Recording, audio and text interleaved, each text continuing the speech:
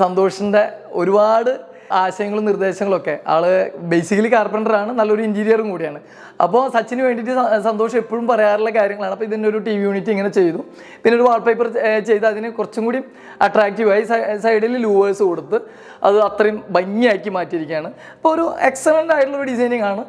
Maximum ഈ വീടിൻ്റെ square ഫീറ്റിനെ വെച്ച് സ്പേഷ്യസ് ആയിട്ടുള്ള ഒരു ഇൻറ്റീരിയർ ചെയ്തിട്ടുള്ള ഒരു ഡ്രോയിങ് ഏരിയ ആണ്. ഇപ്പോൾ എല്ലാ വീടുകളും കാണുന്ന പോലെ, പക്ഷെ അതിനെ നമ്മളൊന്ന് സ്പ്ലിറ്റപ്പ് ചെയ്ത് അതിന് നമ്മുടെ പഴയ സിസ്റ്റത്തിൽ നിന്നൊക്കെ മാറ്റി ഒരു ഷോക്കേസൊക്കെ ഈ രീതിയിലേക്ക് മാറ്റിയെടുക്കണം. അപ്പോൾ ഒരുവിധം വീടുകൾ നമുക്ക് എല്ലാവർക്കും അറിയാം.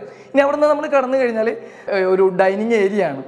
നമ്മളെപ്പോഴും പറയാറുണ്ട്, ഒരു വീടിൻ്റെ ഡിസൈനിങ്ങിൻ്റെ ഹാർട്ടാണ് ഡൈനിങ് ഏരിയ, അതുപോലെ കിച്ചൺ ഏരിയ, വാഷ് ഏരിയ, നമ്മുടെ സ്റ്റെയർസ് കടന്നു പോകുന്ന ഭാഗം.